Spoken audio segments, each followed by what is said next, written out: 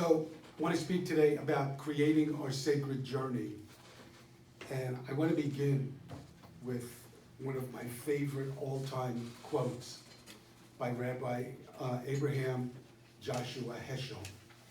And he wrote, "In the eyes of the world, I am average, but in my heart, I am of great moment.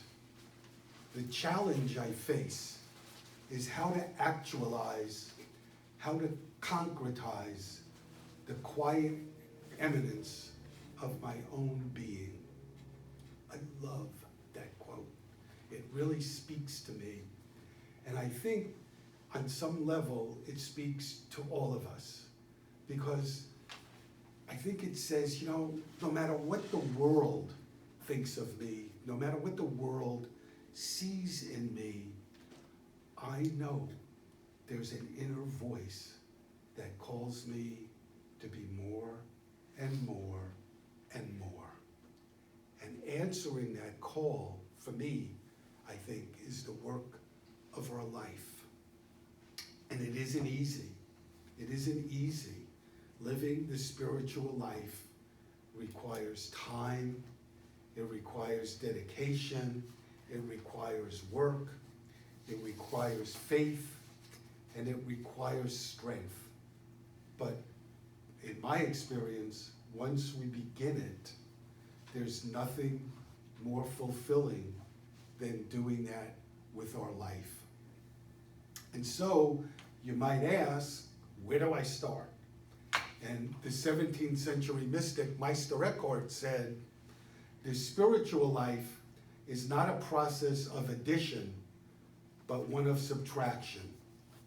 And so he's telling us, I think, that some of what we need to do is to shed old beliefs that don't serve us anymore, to shed thoughts of lack and limitation, to shed old fears and old doubts, and lastly, to shed thoughts of the collective consciousness, meaning we don't have to follow the world's way.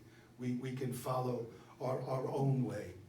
And I think he also means that in place of this, we need to have a spiritual practice where we pray, where we take time to be in the silence, where we go to a spiritual service, where we attend workshops or classes, where we read, where we really reach out spiritually. And so in my experience, again, what happens is gradually when we do this, our life changes and our life is transformed. We begin to attract what we dream about, and we can release hope and substitute faith. I almost said we release and we substitute doubt. No, we release hope. Ernest Holmes always said that faith is good. I mean that hope is good, but faith is better. So we can release, let me say it the right way, we can release hope and substitute faith. We can release anger and substitute forgiveness. We can release apathy and substitute love. And so no matter where any of us are in our life, and no matter what we're experiencing, our life can be more. It could be bigger, it could be greater. All of us were born to express the inherent gifts that we have. And certainly we live in a world that needs all of the good that any of us could bring to it. So Ernest Holmes, who is the founder of Centers for Spiritual Living, said that the person who has the deepest awareness of the God dwelling within, that person is the one who'll be able to do the most with the creative power of their thoughts. So we say, the more we believe, the deeper we go, the more we'll be able to create the life that we want. I think is another way to say it. And he said, God remains unreal to us until we make God real. So I want to read a quote from him. He said, "God is always declaring himself as to what we are, but we need to have the desire to wake up, to grow up, and to recognize and become aware of who we are." So I'm going to talk about that in a little bit about Joseph Campbell. But he's saying God is always there to us, always available to us. And when we make the decision to grow up, to wake up, and to want to know who we are, that's when it'll happen. So I believe that you and I have a purpose here, and we have a life that's calling us. And it's a purpose that we have to fulfill in our own way. What you and I make of our time here is up to us. And the Buddha once said, "You must make the effort yourself. The masters only point the way." And what he's saying is that we might have people, I'm going to interpret this, that we might have lots of people that walk the path with us, but we can't have anybody to walk it for us. We need to walk our own path. We have to commit to our own life's purpose, and that means taking action. That means walking the talk.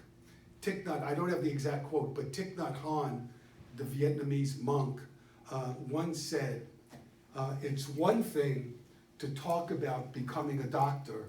It's another thing to enroll in medical school and take the classes." You know, so I want to tell you a story I read this week in a book by Alan Cohen, and he said he was at a conference and he met a gay woman singer, and this is the story she told him. She had just come from a national gay conference, okay? And she was going to sing there. And they took her aside before she was going to sing, and they said to her, "You know, we really don't want you to sing any of your spiritual songs." And she was really taken aback. She was shocked. And what she said back to them was, she said, you in this movement for gay liberation have taught me for years to get up and sing in front of spiritual conferences and tell everybody I'm gay. So I think now that I'm going to get up and sing in a gay conference, I have the right to tell everybody I'm God. And what she meant was we need to claim our spiritual identity. We don't have to flaunt it, we just have to live it. We don't need to convince anybody else of our spiritual identity. We just need to remember who we are and live it. So I just want to talk a little bit about what some authors say. So Tama Kieves is a writer, and somebody, Becky and I met her at a workshop. Boy, she can really speak. She's a great speaker. And she graduated from Harvard Law School. I think she graduated pretty near the top of her class, and she's from Boston. She got this great job at a law firm that everybody that graduates law school would love to have. She hated it. She hated it. It wasn't what she wanted to do. She was really unhappy. In fact, in one of her books, she said every day when she would come to work on the bus, she would wish the bus would crash so she could die. She just wanted to get out of what she was doing so much and didn't know how to do it. Finally, she did. And she goes around now. I know she's a teacher in the Course of Miracles. She's a workshop leader, and she does what she wants. And in one of her books, she said, "You know, you don't choose your wildest dreams. Your wildest dreams choose you." And she said, "You know, we don't if we don't live those dreams, we ache." And she said, no matter what, we have to do our life. We have to do our life. And that doesn't mean living your parents' life or your spouse's life or your kid's life. It means doing what you believe and who you know you are. And another spiritual writer named Donna Markova kind of says the same thing. She says, we are here to give something only we can offer. And if we don't give it, if we don't give it up, we live numb, passionless lives. She said, we live disconnected from our soul's purpose. And when we live from who we are, we feel truly alive. And there's lots of hope in this about finding out what it is. Joseph Campbell said that we're all having experiences all the time that hint at our hungers. And I talked about this a little bit before, but he's saying, that God is there kind of nudging and telling us what it is and showing us the way. And he said, but we need to listen. We need to recognize the messages. And he said the greatest sacrilege is inadvertence. Inadvertence. And he meant not being alert and not paying attention to the messages that we're getting all the time. So I want to do two earnest, I couldn't decide which one to do, so I decided I'd do them both because I like them both. But two quotes from Ernest Holmes. He said, to realize that God is ever present, ever available, is to know that all the wisdom, intelligence, and power of the universe is right where you are. Your word is power when you know this. This is why everything in your life depends on your belief, why it is done unto you as you believe. Change your belief and you can change your world. And he also wrote, we must all become artists in living. To live by inspiration means to sense the divine touch in everything, to enter into the spirit of things, to enter into the joy of living. So, he's telling us, to me, in those two quotes, that spirit is always there, always available, anytime we want to turn in. And when we do that, then we really do live like artists, like having the life that we want, the life that we want to live and learn and be with. So, it's written that when the Buddha was on his deathbed, his disciples were really upset and were wondering what's going to happen to us. And what he supposedly said to them was, be lamps unto yourself, be your own confidence, hold the truth within yourself as the only truth. So, it's just what I've been saying, that to go within and know your own truth. That on some level, we're all Buddhas. We're all divine. And if you look at Jesus' life, right after Jesus was baptized, he goes into the wilderness, and it says that Satan tempted him to give away his spiritual power with things of the world. And Satan tries to get him to dishonor the truth of who he is. And he won't do it. He won't do it because he's well aware of who he is, that he's a child of God.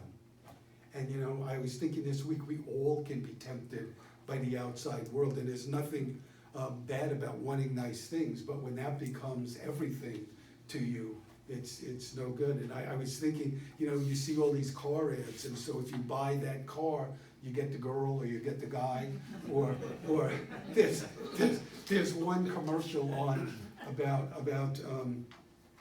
a vacation spot where you go and everything is paid for. And I thought, not only are the couples they show gorgeous, but the servers you could die for, And so it's just, it's a way of being trapped in everything is here and forgetting about it's here. So I want to read something to you. I saw this week in a book by Wayne Muller, And it's something, he said, we can practice. And it's a practice titled, Who Am I? And if anybody wants copies of this, I'll get it to them. So he says, during the course of one day, as you do your work, travel, speak with friends and coworkers, spend time with your family, cook, clean, get ready for bed, with every change of situation, allow the following question to gently arise. Who am I? As you're driving to work, ask, who am I? Ask the question silently and try to be aware of any ideas, words, feelings, or images that come forth in response. As you meet someone and speak with them, reflect on this question. Who am I? And who am I in this conversation?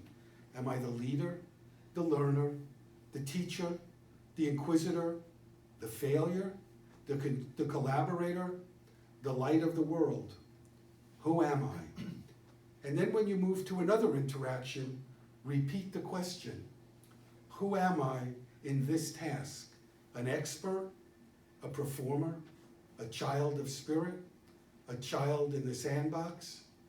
Who am I in this moment?